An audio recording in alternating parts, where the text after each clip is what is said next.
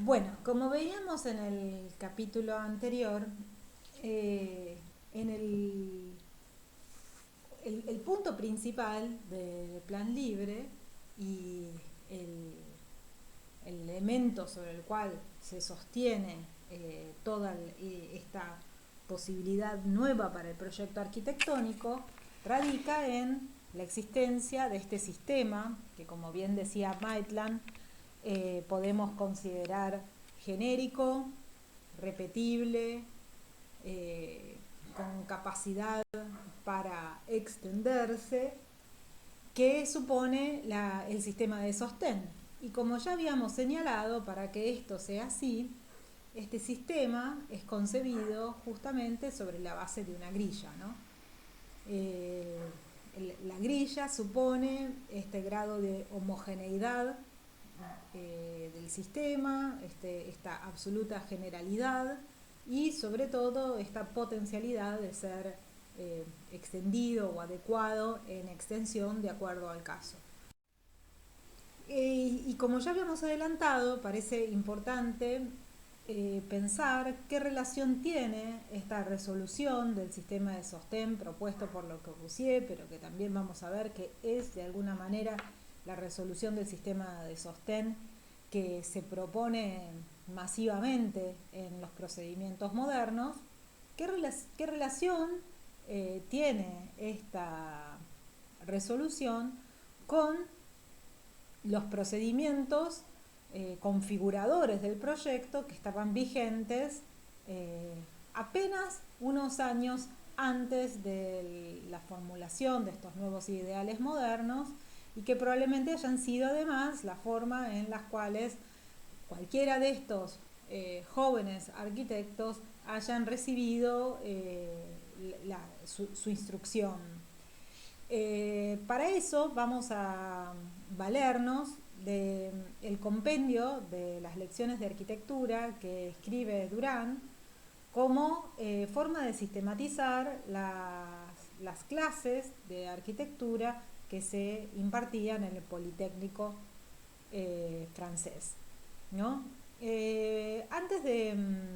avanzar sobre esta cuestión, me gustaría, me parece que es importante poner en contexto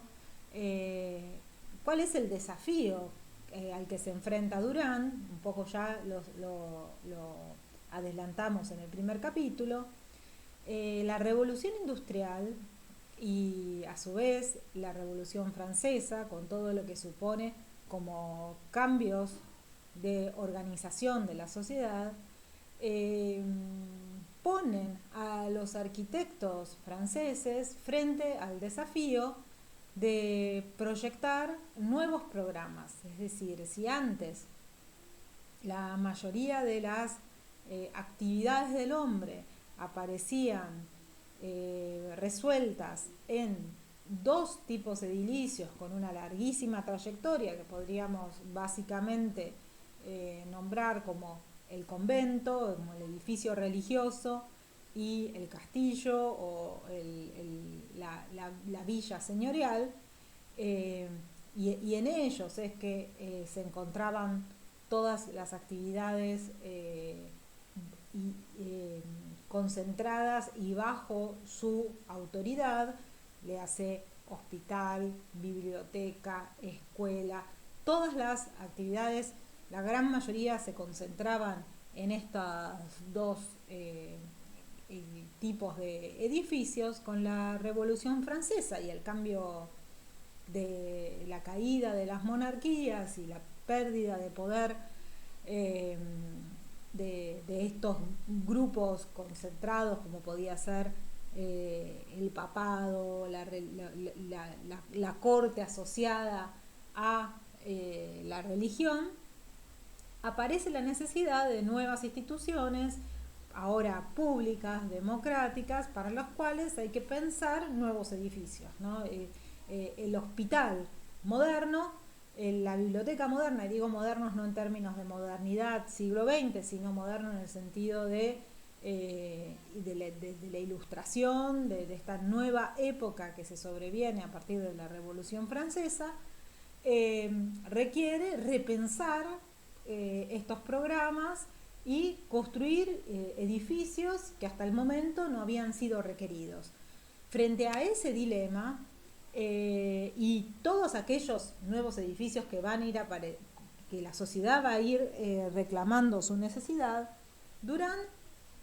imagina una forma de producir arquitectura, de generar arquitectura, proyectar arquitectura bastante novedosa para la época y que muy pragmática y eficiente en cierto sentido, que va a compendiar en este libro, que tiene por un lado una primera parte que se llama Los elementos, ¿no? En donde él de alguna manera lista cuáles son los elementos de la tradición que los arquitectos tienen a disposición, y por el otro lado una segunda parte que se llama De la composición, en donde le explica cuáles serían las reglas para generar edificios con estos elementos. Ya podemos empezar a intuir por dónde pasan estos nuevos procedimientos de configuración con esta lámina con la que acompaño la diapositiva, en la que vemos la existencia de unas grillas sobre las cuales ir disponiendo los elementos y los espacios. Y como bien decía por aquí, vamos a volver directamente a donde lo dice, a una concepción más global y unitaria, ¿no? ¿Por qué dice esto? Porque en el tipo está resumida una forma de organización espacial que supone una condición técnico-constructiva en particular. Es decir, que cuando uno piensa en un tipo, por ejemplo, el tipo de la basílica, que es este que vemos acá, que es el que da origen a la iglesia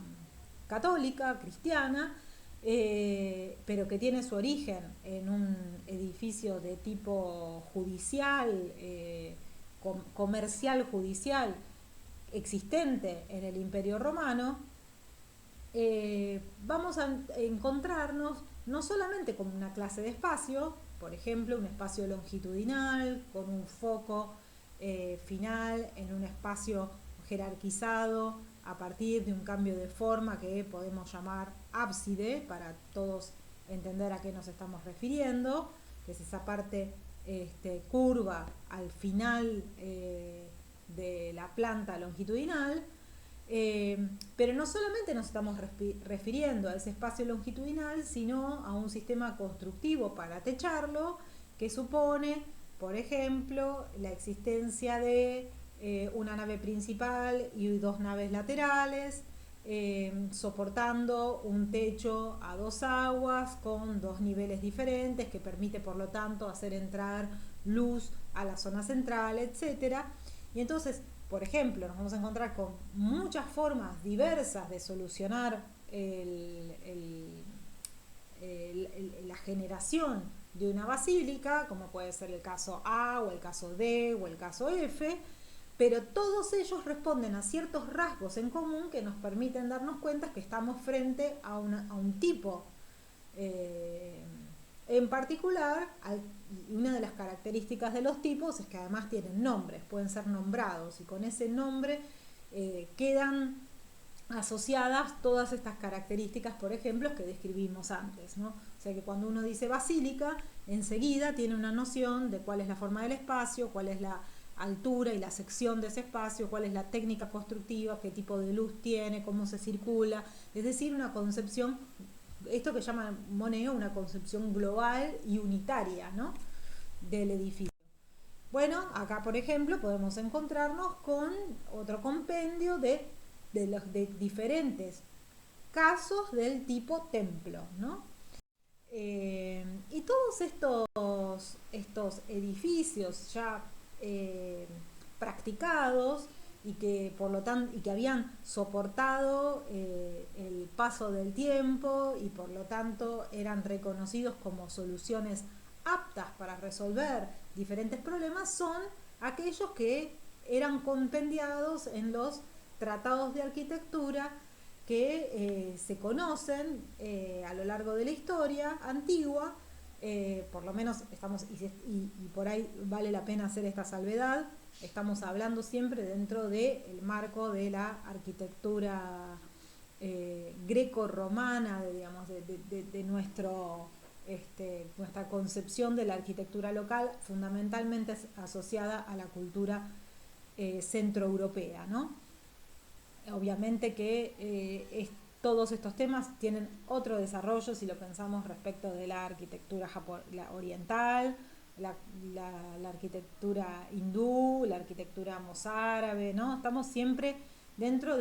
estamos hablando de estas cuestiones que todavía tienen una influencia muy importante en nuestra forma de pensar la arquitectura, porque nosotros nos relacionamos con esa línea de tradición histórica. Acá, por ejemplo, podemos ver el más antiguo de todos los tratados que tenemos conocimiento de su existencia, que es el de Vitruvio,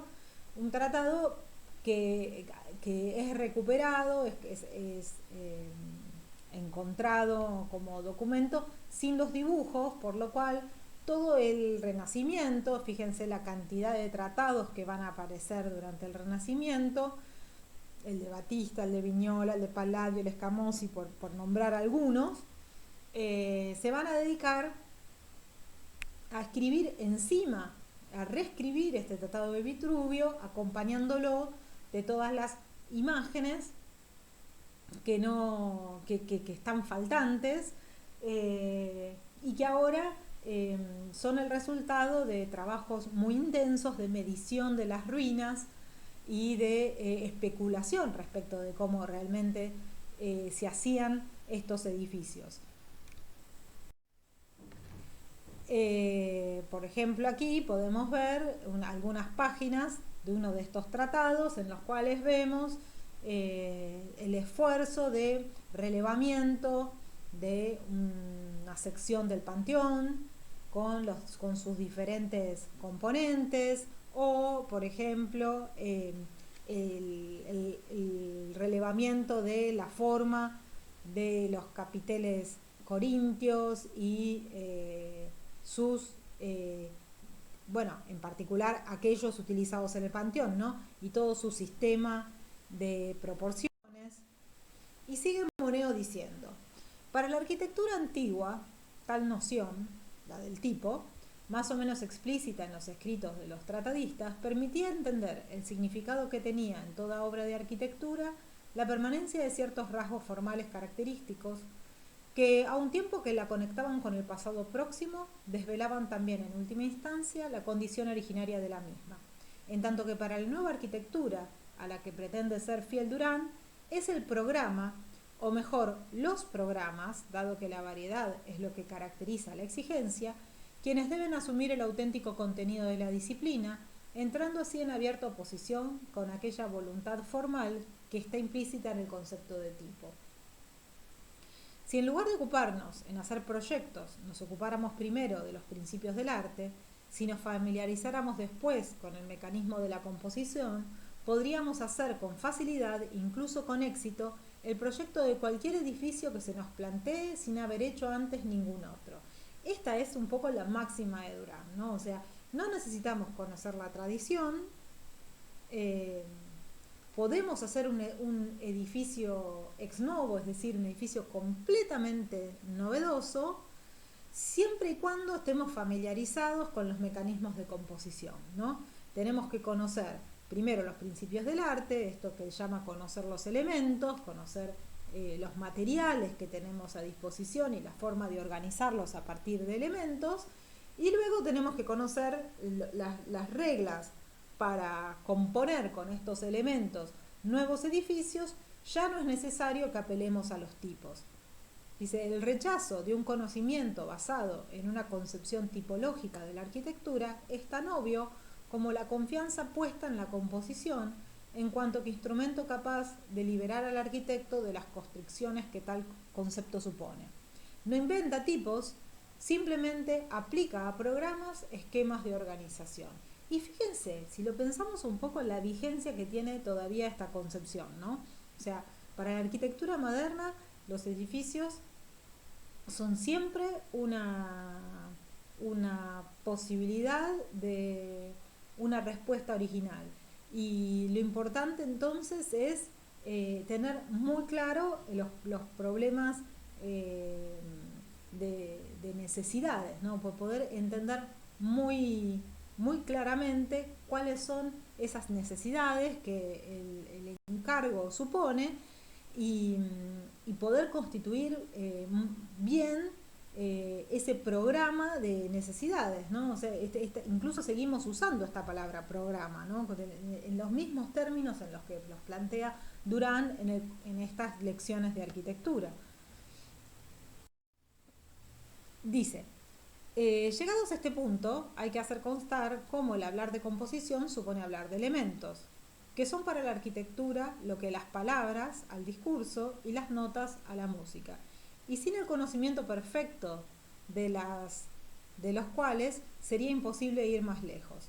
Los elementos, los soportes aislados y entregados, los muros, las diferentes aberturas que se practican en ellos, los cimientos, los forjados, las bóvedas, las techumbres y las terrazas serán para Durán el material con que se construye, el dato previo, el punto de partida necesario para poder abordar el auténtico ejercicio disciplinar, la composición,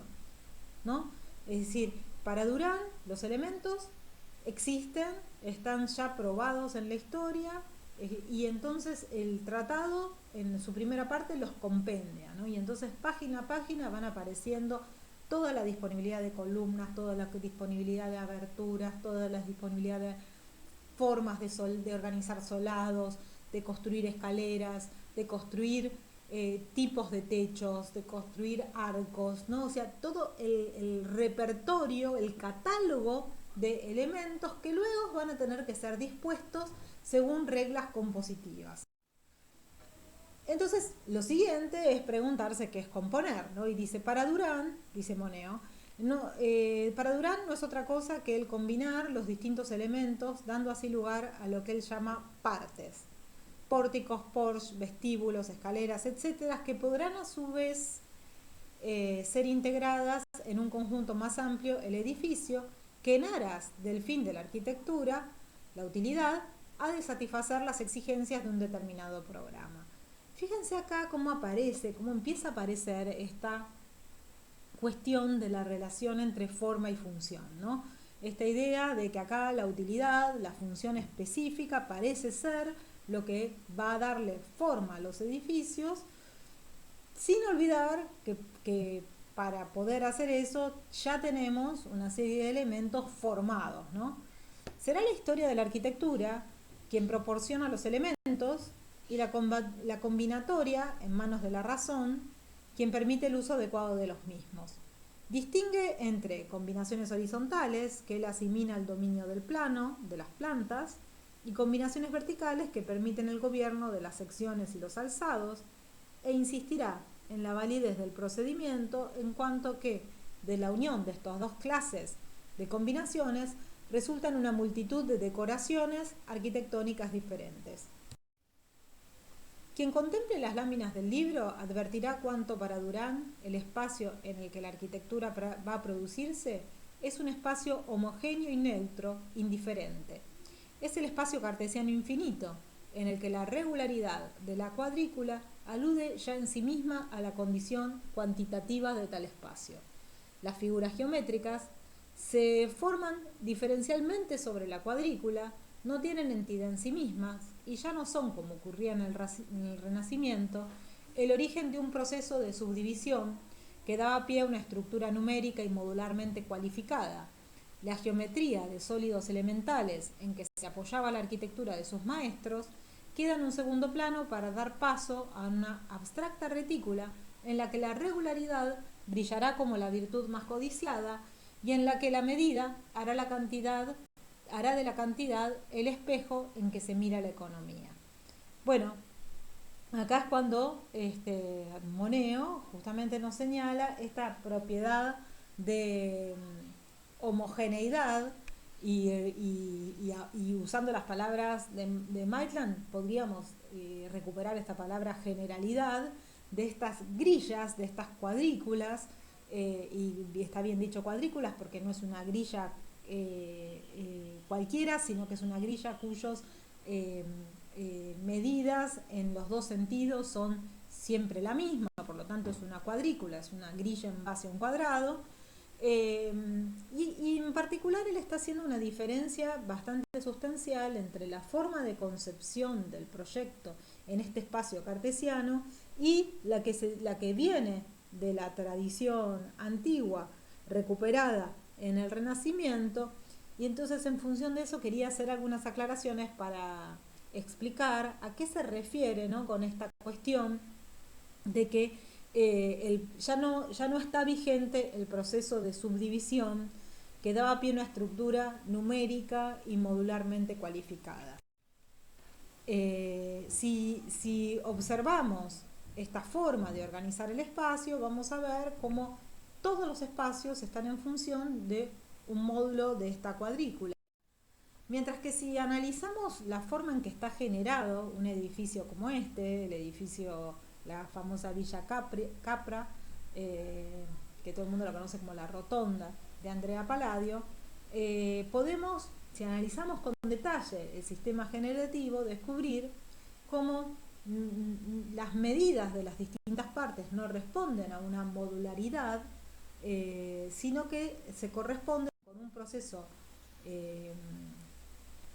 configurador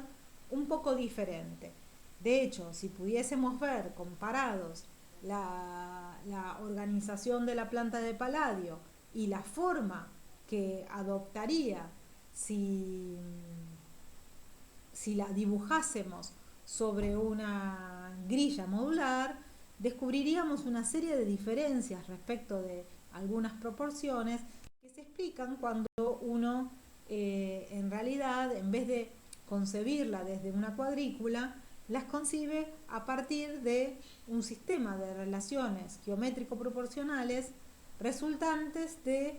una operatoria sobre la figura del cuadrado. Por ejemplo, si en un círculo inscribimos un cuadrado y trazamos las medianas y trazamos las diagonales, nos vamos a encontrar que en la intersección entre las medianas y el cuadrado aparece un punto que nos permitiría trazar una siguiente circunferencia a partir de la cual podríamos, en la intersección con las diagonales, inscribir un siguiente cuadrado. Ese cuadrado y esa forma de ir disminuyendo la relación proporcional de un cuadrado al otro supone una relación no lineal, no homogénea, no regida por un módulo, sino a través de una función que particularmente en este caso está regida por la raíz de 2, que es efectivamente la que produce este sistema de crecimiento o de crecimiento continuo, que es la que le da medida a las distintas partes del edificio de Palladio, ¿no? Es una concepción, es una diferencia muy sutil, pero ya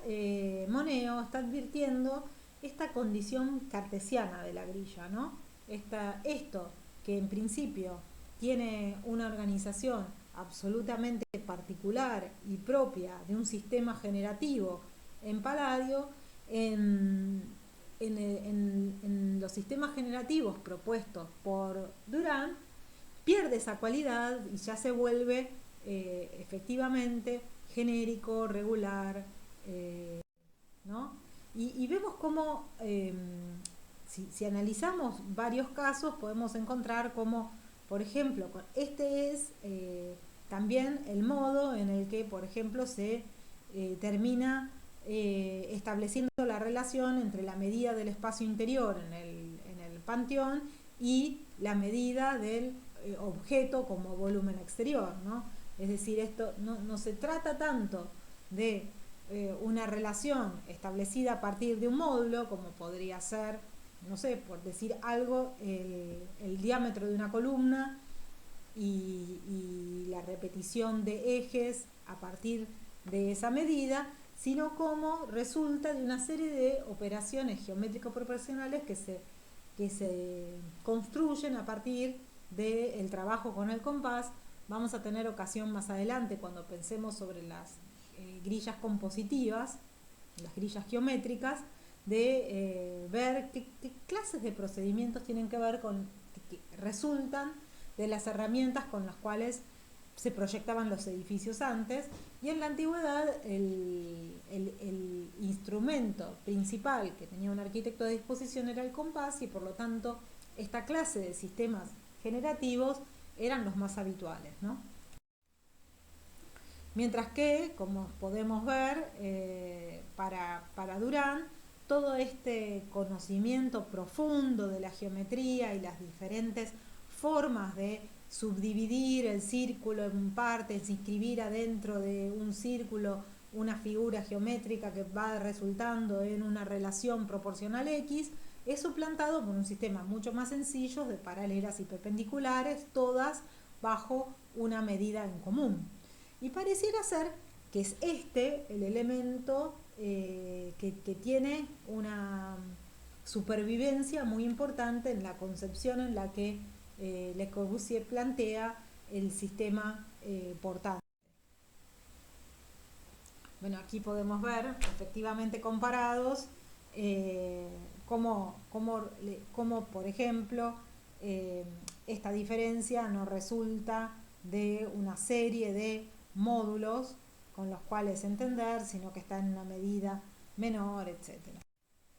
Sigamos un poco a Moneo en su razonamiento. Pero ¿cómo comenzar el trazado de una planta sobre la cuadrícula, ¿no? O sea, entendido esta potencialidad de tener esta cuadrícula a disposición y tener todos estos elementos ya probados a lo largo de la historia y disponibles para ser dispuestos en esta cuadrícula, Moneo dice, bueno, pero entonces ahora, ¿cómo es que lo haríamos, ¿no? Y dice, Durán lo hace introduciendo un concepto que será capital para las futuras teorías del proyecto en arquitectura, la idea del programa. La respuesta a tales opciones permite avanzar una idea a propósito de la estructura formal del edificio y, por tanto, una cierta visión del conjunto. Siguiendo ahora el proceso inverso al antes descripto, o sea, si al principio se traza el programa y eso permite ir conociendo cada una de las partes y qué relaciones van a establecer las partes para ir teniendo una visión del conjunto, dice, una vez que eso es resuelto, ahora se produce un proceso inverso que va de los elementos